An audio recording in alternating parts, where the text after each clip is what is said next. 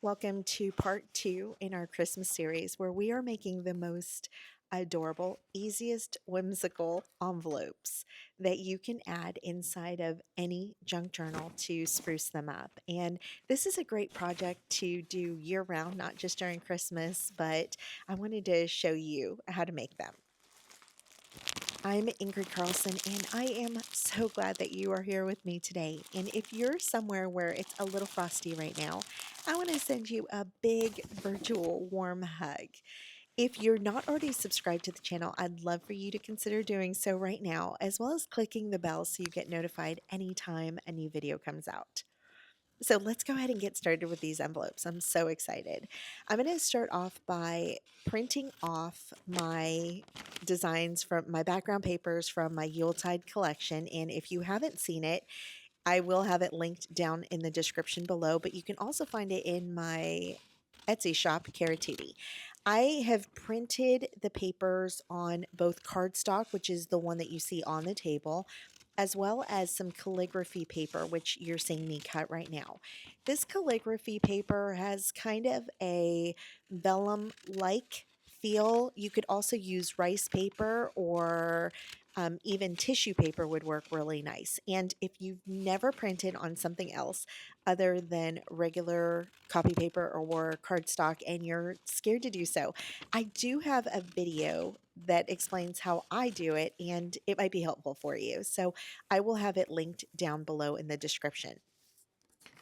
This envelope is really foolproof, and you're going to see because I mess up when I'm adding my holes for my kind of binding or my ribbon that goes in the middle, and we're going to fix it. So I wanted to keep that in the video so you can see that it's okay to make mistakes. They happen all the time, and most of the time they're 100% fixable.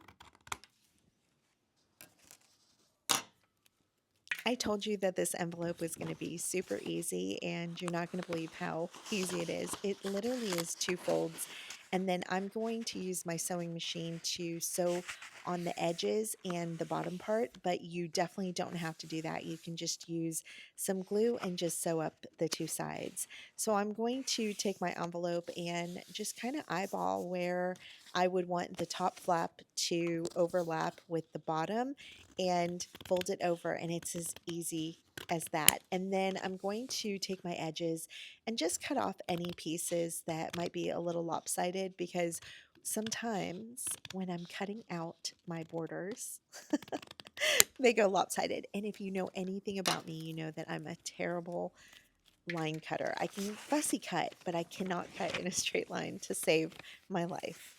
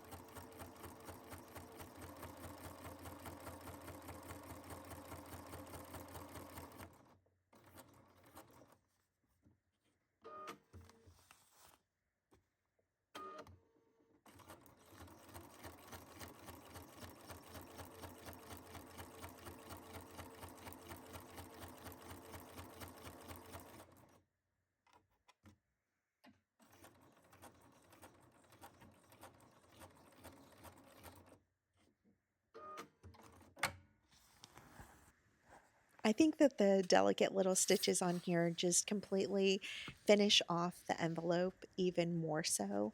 But again, you don't have to do this. You could also add some fake stitching using a marker. I think that would be really cute. Or even some hand stitching with just a needle and thread.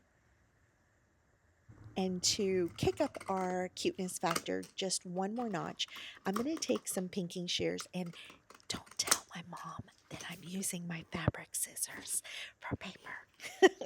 I didn't want to run downstairs and grab the paper shears, and so I'm just going to cut out a couple pieces. It can't hurt, can it? And honestly, if you don't sew up the sides, it's totally okay. But I think what takes this envelope to the next level is definitely the little scalloped edge. It is so dainty and whimsical and cute, and I am in love with it.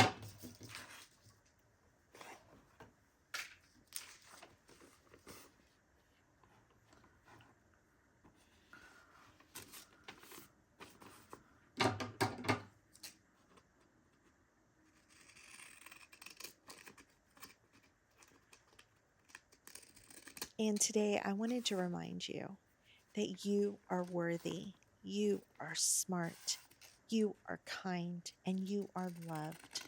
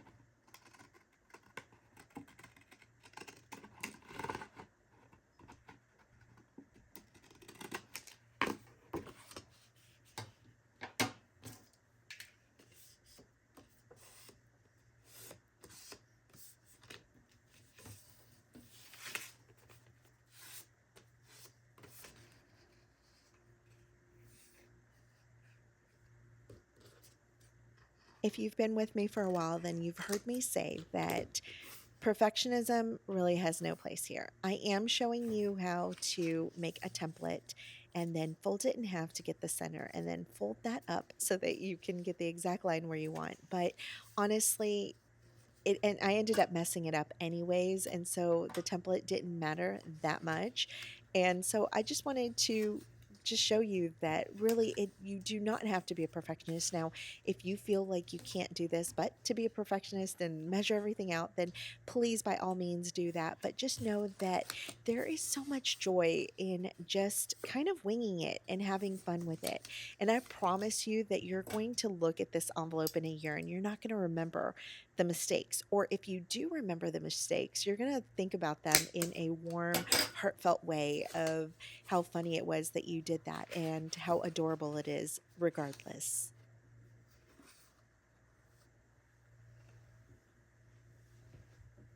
Now, I'm just using a regular hole punch from Dollar Tree because I broke my crocodile one, and that's kind of where I ran into trouble here because my hole punch can only go so deep, and so that was the problem. Now I do have one of the big crocodiles, but it wouldn't work because I had already sewed my pages together. So another thing you can do is before you sew everything down, you can cut your holes out first if that makes things a little easier.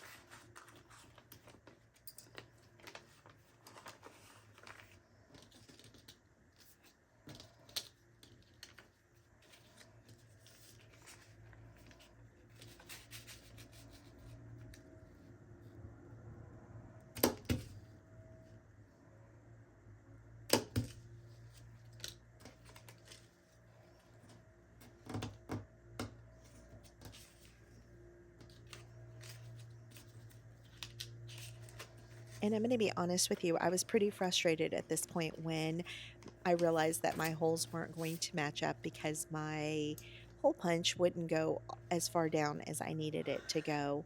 But I was thinking, should I just redo this whole thing? What should I do? I can't cover up the holes. And then it dawned on me that I could just change the flap and make it a little shorter. And so that's what I did, and it worked out perfectly.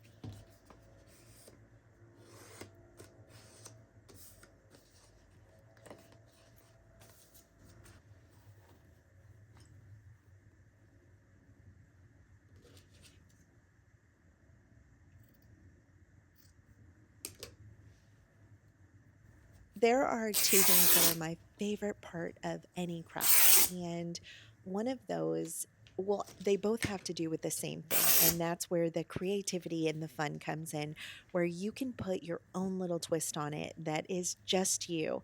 And so here, instead of using twine, which I had originally pulled out to make my closure, I decided to take some of my chindi rug fabric and I'm going to just tear it apart. It's not even. That makes it even more whimsical in my eyes. And I'm going to use that as my closure. And I think that they came out so adorable. And when you see it at the end, when I tuck it into my journal, just it peeking through the side is just so adorable.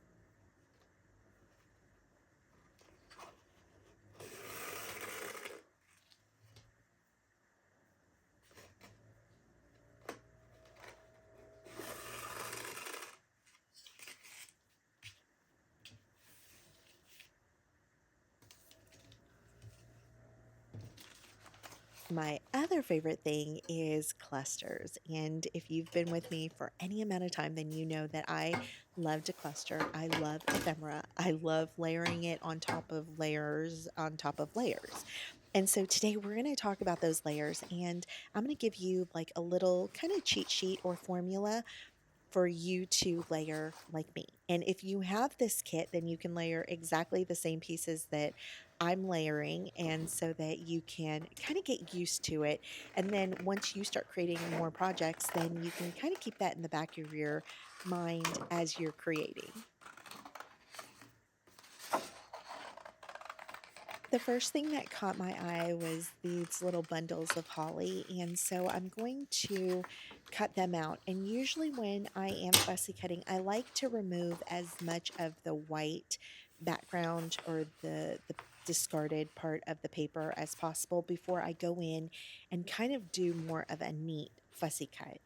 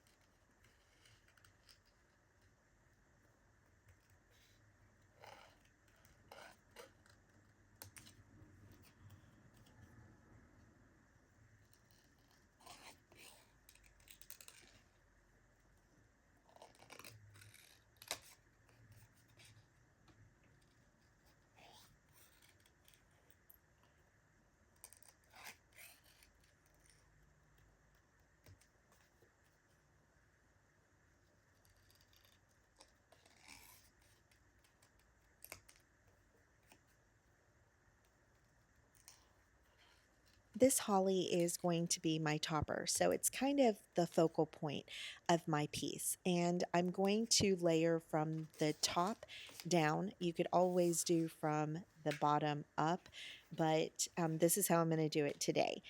I am going to look through my ephemera and find something that is larger than the holly. And preferably, I want something that's either a circle or a square or a rectangle or some kind of like actual shape, not necessarily another die cut that has like a lot of intricate edges.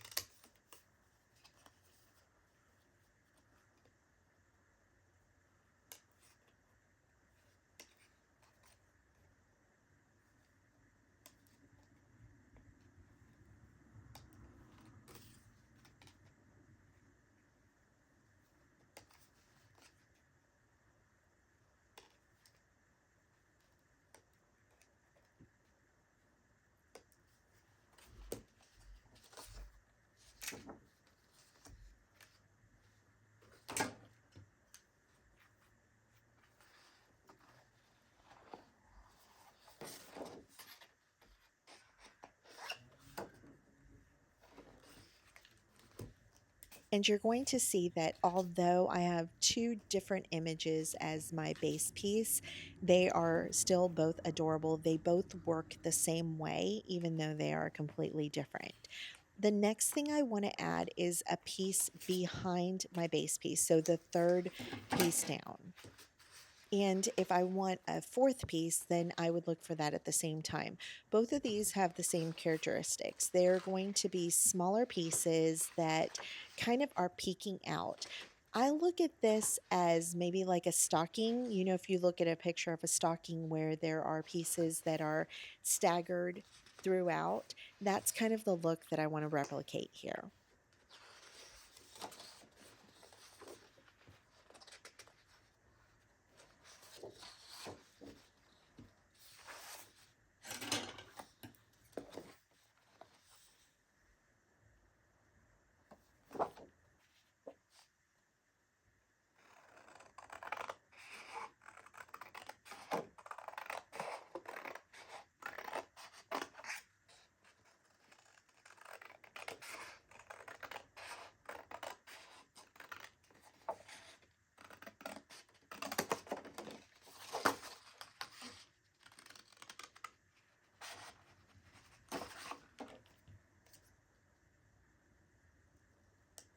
I love using tickets, any type of ticket for layering. I think they make a really good base, they make a good topper. You really can't go wrong. And what I really love to do sometimes is either distress them with my scissors or cut a little piece off the edge, and it makes it look like it's a real ticket that has been rolling around under your purse and got disheveled and vintage and lovely.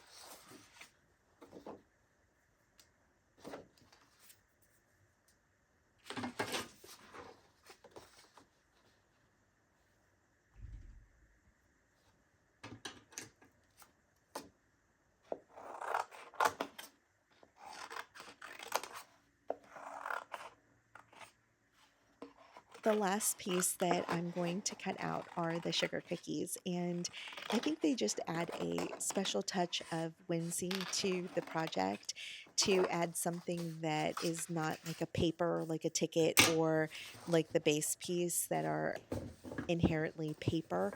And I think that combining the holly with the cookies is just very sweet and they just work together.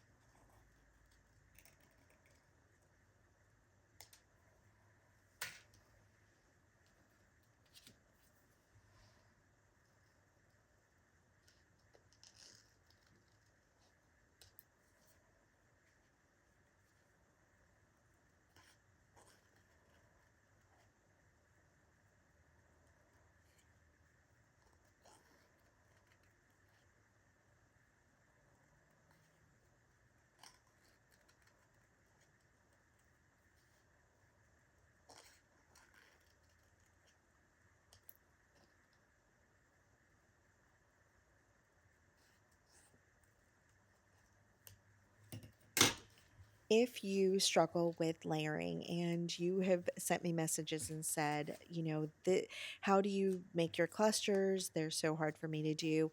Then I would strongly suggest if you have this kit, and if not, you can use something else that's similar and use kind of the same principles as I'm showing you here to layer them. Because really, once you do it a few times, it's very hard at first. You don't want to cover pieces up, but honestly, that is where the joy really is when you cover pieces up. These, the ticket and the cookie, they don't need to be completely exposed. It's almost nicer that they're peeking out through the edges. It just gives it just a fun, organic feel. I'm going to attach everything using my tiny attacher because it's convenient and I just adore that little metal staple. And then I'm going to go through and distress the edges.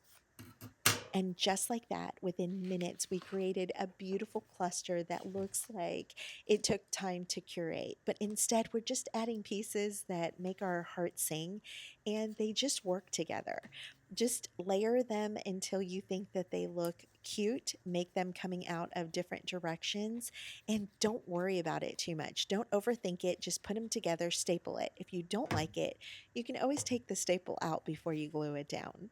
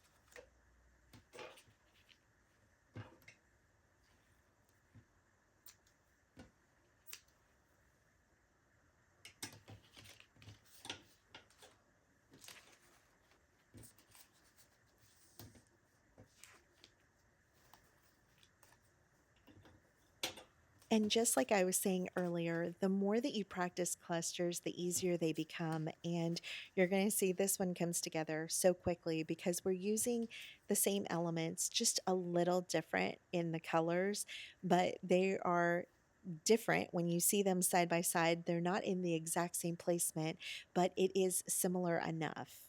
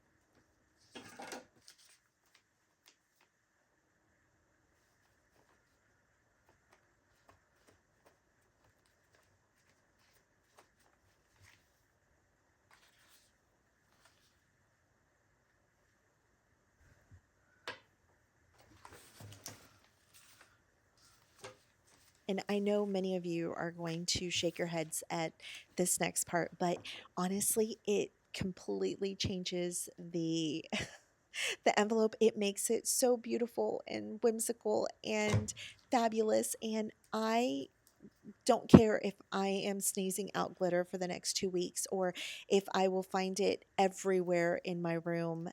It is a must. I'm going to take the corners of this envelope and just add some thick glue on top. And just like I would have in elementary school, I am just going to pour this gold glitter all over the edges and look at how beautiful this looks. It kind of reminds me of the bookends, or what do you call those little things that go on the corners that, I think you can buy them. They're like little metal pieces. I don't know. If you know, leave it down in the comments. But I think that this is so cute and it definitely elevated this envelope.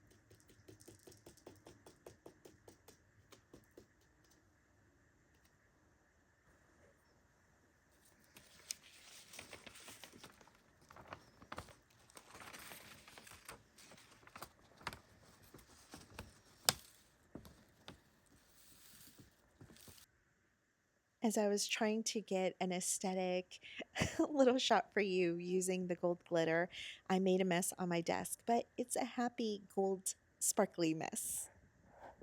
And I just wanted to thank you again for being here with me today. I want to just express how much you mean to me, that every single one of your comments, your shares, your likes, your any anything that you contribute to this video really helps my channel. It pushes it out to YouTube and lets people know that it's worthy and they might want to take a peek. So I thank you. I could not do this without you.